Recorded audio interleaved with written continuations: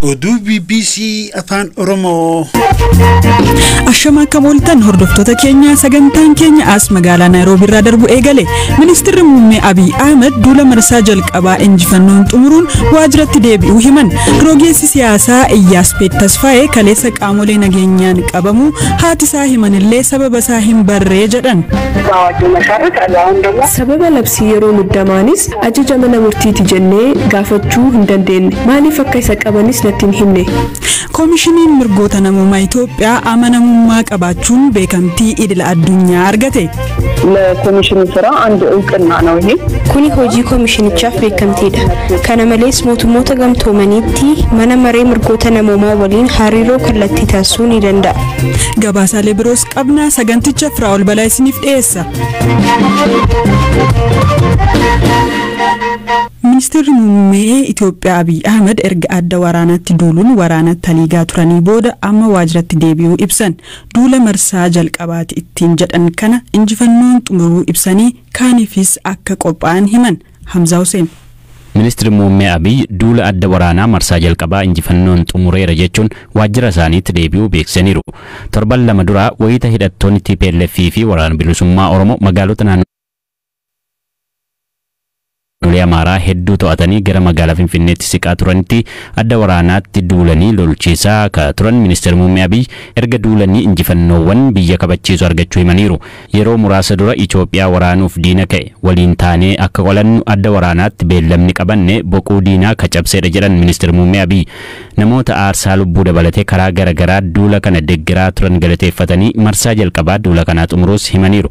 Ministeerri muummee Abiy qabsoon kun akka hin goolabamnee fi hidhattoota TPLF ilaalchisee furmaata waaraa soquun akka barbaachisu himaniiru. Qabsoon kun hin goolabamne naannoleen bilisa hin baane jiru. Humni amma qormaata nutti ta'e irra deebi'ee akka hin dhumne furmaata waaraa kennuufii qabnaa jechuun dubbatan. Humnoonni TPLF bittinnaaniiru ittiin jedhan harka akka kennatan gochuu dabalatee kan ammaan duraa caalaa naannoo ofii eeguun akka cimuu fi sakatta'iinsa cimsanii itti fufuun yeroon isaa ammas jedhaniiru. Waan diinni diiga deebisnee ijaaruuf ka buqqaan deebisuuf hojiilee misoomaa fi bulchiinsa gaarii ka duraanii caalaa fi saffisaan raawwachuu qabnaa jechuun waan dursa kennanii fi hojjetan ibsaniiru. Ministeerri muummee Abiy adda waraanaatti erga duulanii naannolee murteessoo ta'an ka gama naannoo Amaaraa fi Affaariin jiran harka mootummaatti kan deebi'an yeroo ta'u magaalonni Kombolchaa fi Dessee harka mootummaatti deebi'uun isa guddaadha. TPLF gama isaan naannolee mootummaan to'achuu ibsu kana dursanii tooftaa waraanaa haaraa tolfachuuf akka gadhiisan himanii lolaan injifatamanii akka hin gadhiifnee fi dhiyootti injifannoo guddaa abdachuu dubbatu. Ministeerri muummee Abiy ibsa goolabamuu duula marsaa jalqabaa ittiin jedhan kanaa ilaalchisee kennan kanaan keessumaa tokkummaa lammiilee Itoophiyaa duula kana keessatti mul'ata haga dhumaatti qabeenya keenya godhannee itti fufuu qabna jechuun ibsaniiru. Waraanni kun gatii mootummaa baay'iseen cinaatti carraalee gaggaarii yoomiyyuu argamuu hin dandeenye argamsiisuus himan. Waraanni waggaa tokko dura humnoota mootummaa federaalaa fi hidhattoota TPLF gidduutti dhalate ji'oota darban naannolee Affaarii fi Amaaraattis ce'ee gaaga'ama namoomaa guddaa uumeera. Namoota miliyoona 7 ta'anis deeggarsa midhaan nyaataa akka eegan sababa ta'eera. Ministeerri muummee Abiy Ahmed guyyaa roobii dirree waraanaatii waraana kallattiin taliigurraa deebi'uu erga ibsanii booda bulchitoota biyyoota baha Afrikaa 6 waliin mari'achuu himaniiru. Akka ministeera muummee Abiyyitti bulchitoonni waliin mari'atan kan Jibuutii, Keeniyaa, Yugaandaa, Soomaaliyaa, Eertiraa fi Sudaan kibbaadha. Itoophiyaan hariiroo biyyoota ollaa waliin qabdu cimsuuf dursa kennitee hojjetaa jirti jechuun fuula Tiwiitaraa isaanii irratti barreessaniiru.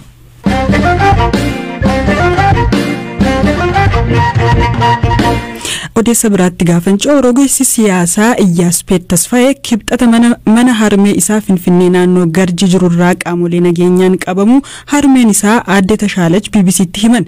Iyyaaspeet Tasfaayee rogeessa miidiyaa hawaasaa fi miidiyaalee idilee irratti mootummaa qeequun kan beekamu yoo ta'u hundeessitoota Ubuntu TV keessaas tokko. Labsii yeroo muddamaa bara 2016 turenis guyyoota 30 hidhamee akka ture hiriyaansaa Bafiqaaduu Haayiluu Tiwiitara irratti barreesseera. Haati Iyyaaspeet sababa labsii yeroo muddamaa amma jiruun maaliif akka isa qaban qaamota nageenyaa gaafachuu akka hin dandeenye himaniiru. መጀመሪያ ሲቪል አንድ ፖሊስ ጋር ተኝቻለሁ አይደል ያባይታችንም ውጪ ከነበሩ አላውቅም ተሰብረ ምንም መስራት ስለማልችል ተኝቼ ነው ani miilli kiyya cabee mana ture Iyyaaspeetis manuma keessatti osoo na waldhaanaa jiru sakatta'uuf manatti ol lixan Qaamolee nageenyaa 8tu gaafii isa gaafataa turan. Innis deebisaa ture. Waan jedhan garuu hin dhageenye. Sababa labsii yeroo muddamaanis ajaja mana murtiiti jennee gaafachuu hin dandeenye. Garuu maaliif akka isa qabanis natti hin himne. Gaafiidhaaf isa barbaanna qofanaan jedhan. Yeroo sakatta'aa turanis bilbilaa fi laaptooppiin ala waan argatan hin qaban. Ganama sa'aatii 3 qabee hanga guyyaa sa'a 7tti erga sakatta'anii booda isa fudhatanii deeman. Gara iddoo Addis Ababaa Poolis jedhamu isa fuudhanii deeman. Obboleettiin isaas hordoftee nyaata bittee kenniteef malee kibxataa fi dilbata alatti dubbisuun hin danda'amu jedhaniiru. Iyyaaspeed maaliif to'annoo jala akka oolee kan gaafanne Daayiriktarri sabquunnamtii Koomishinii Poolisii Finfinnee Koomaandar Faasikaa Ofantaa dhimmicha irratti odeeffannoo akka hin qabne himanii mirkaneessee isinitti himaa jedhanillee deebisnee bilbilaan kaasuu hin dandeenye.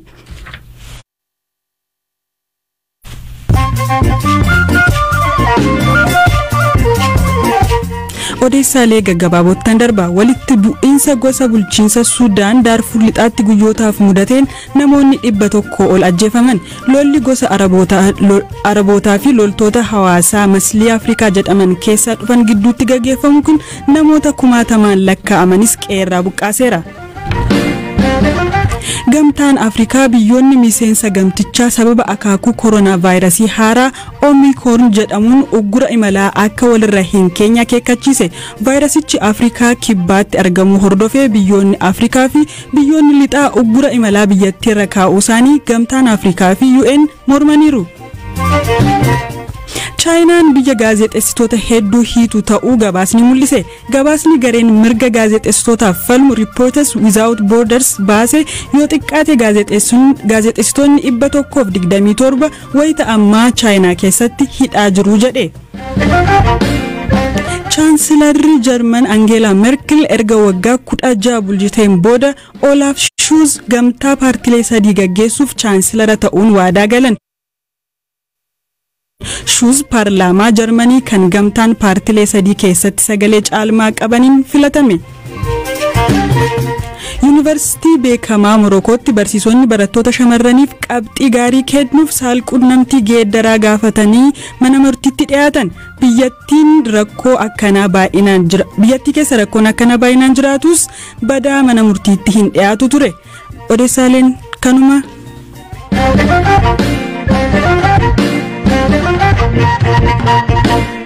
Miseensi Koongireesii Ameerikaa Seenaatar Chris Coons turtii raadiyoo BBC Focus on Africa waliin taasisaniin waraanni kaaba Itoophiyaa gara gochaa duguuggaa sanyiitti geessuu danda'a jedhan. Waraana sadaasa bara 2020 eegale jalqabarraa kaasanii hordofaa turuu kan himan Seenaatar Chris waraanni Itoophiyaa keessaa fiixee duguuggaa sanyiirra jiraachuun daran yaaddessaadha jedhan. When I first spoke with Prime Minister Abe about the conflict in Tigray, he was on the verge of launching a counterattack. Waa'ee waraana Tigraay jalqaba ministeera muummee Abiy waliin yoon dubbadhu TPLF buufata waraanaa raayyaa ittisa biyyaa Tigraay keessa ture irratti tarkaanfii fudhachuu hordofee Abiy reefuu TPLF irratti haleellaa banuuf jalqabdiirra ture.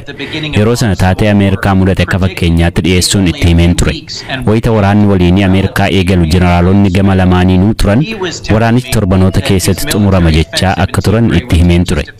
Inni garuu tarkaanfiin waraanaa Tigraay keessatti loltooti isaa eegalan torbanoota keessatti ka xumuramuu fi wanti ijoon hooggantoota garee yakkamaa muraasa itti marsanii qabuu qofa malee waraana waliinii guutuu akka hin taane natti hime.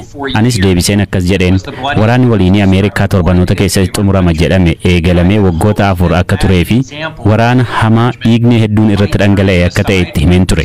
Fakkeenyi waraana waliinii Ameerikaa kun akka of duuba deebi'u isa taasisa jedhee abdadheen ture. Garuu hin taane. Waggaa tokko booda gama lamaaniinuu akkasumas loltoonni Eritiriyaa fi milishoonni naannolee waraana suukanneessaatti jiru.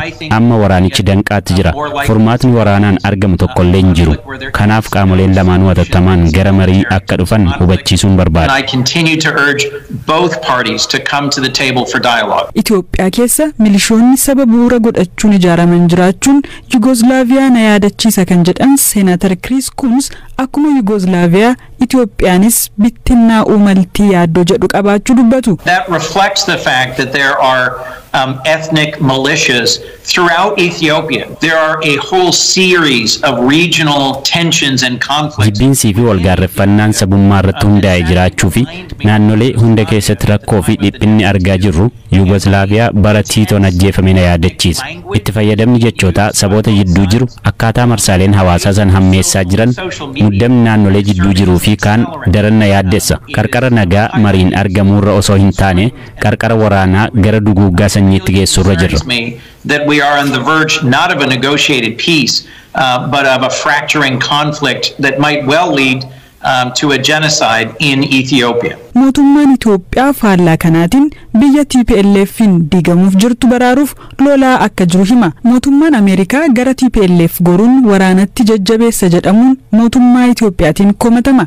Gama kaaniin biyyoonni akka Chaayinaa fi Raashiyaa mootummaa Itoophiyaa akka tumsaa jiran wanti akeeku mul'ataa jira. Kun immoo waraana waliinii Itoophiyaa gara sadarkaa hammaataatti geessaa jedhamee sodaatama. Haala kanarratti yaada kan kennan aanga'aan kun foreign powers that are providing military equipment and drones are merely accelerating this conflict. Humnoonni biyyoota alaa meeshaalee waraanaa fi diroonii Itoophiyaaf gumaataa jiran waraanicha akka hammaatu gochaa jiru.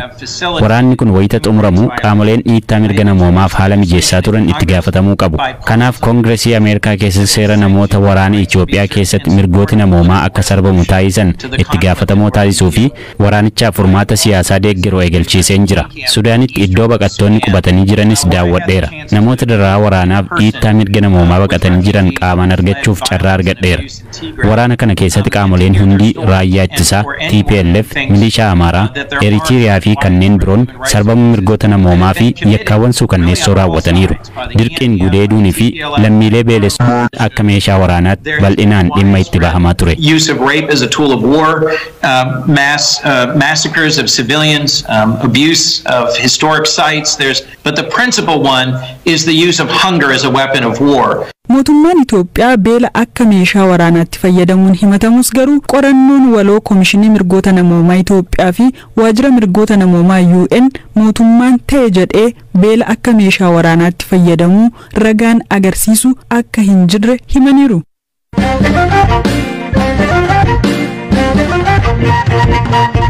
Komishiniin Mirgoota Namoomaa Itoophiyaa dhaaba amanamummaa qabu jedhamuun sadarkaa olaanaa A jedhamu keessa akka galu waldaan mirgoota namoomaa idila addunyaa Global Alliance for National Human Rights Institution murteesse. Waldaan kun dhaabota mirgoota namoomaa biyyoota addunyaa 118 miseensummaan kan qabate yoo ta'u, Komishinii olaanaa mirgoota namoomaa UN'dhaanis hoogganama. Waajjira Komishinii Mirgoota Namoomaa Itoophiyaatti daayirektara kan ta'an Aadde Albaab Tasfaayee dhaabbatichi labsii ittiin hundeeffamasaa waggaa tokko dura geeddaruun beekamtii kanaaf isaan gaheera jetti. አዋጁ ያስቻለው ምንድነው? ይሄ የእስር ቦታዎችን ያለ ምንም አይነት ቅድመ ኖቲፊኬሽን ማየት ይችላል። ለብሲ ሃሮን ፈሜን ኮሚሽንች manneetii hidhaa beeksisa tokko malee dhaqee ilaaluu danda'a. Kanaanis qabiinsa manneetii hidhaa garaagaraa daawwachuun danda'ameera. Kana malees yeroo labsiin muddamaa jiraatu hojiirra oolmaa isaanii ilaala. Yeroo filannoo biyyaalessaa hordofii taasisuu danda'eera. Labsiin haaraa kun dhimmoota eeraman akka raawwatu isa dandeessiseera. Dabalataan waraanni erga eegalee as dhiyeenyatti hordofuudhaan dhimma sarbama mirgoota namoomaa irratti gabaasa baay'ee baaseera. Baatii darbe ammoo mootummoota gamtoomanii waliin ta'uudhaan qorannoo gaggeessuun gabaasa baaseera. አውጥቷል ምርጫውንም ሞኒተር አድርጓል beekamtii kana argachuun komishinichaaf maal buusa komii dhaabni kun walaba miti jedhamuun irra gahuufoo deebii ta'uu mala jechuun gaafanneerra ለኮሚሽኑ ስራ አንድ እውቅና ነው ይሄ ከዛም በኋላ ግን ወደ ደረጃ ኤ ኮሚሽኑ kuni hojii komishinichaaf beekamtiidha kana malees mootummoota gamtoomaniitti mana maree mirgoota namoomaa waliin hariiroo kallattii taasisuu ni danda'a kora waliigalaa irratti hirmaachuu ni danda'a kuni sadarkaa kana dura qabuun hin danda'amu ture waldaa mirgoota namoomaa idil addunyaattis miseensa ta'uu fi sagalee kennuu ni danda'a komii dhaabbatichi walaba miti jechuu irratti ka'uuf beekamtiin kun deebii kennuu danda'a kan jedhuuf garuu waa jechuu hin danda'u ani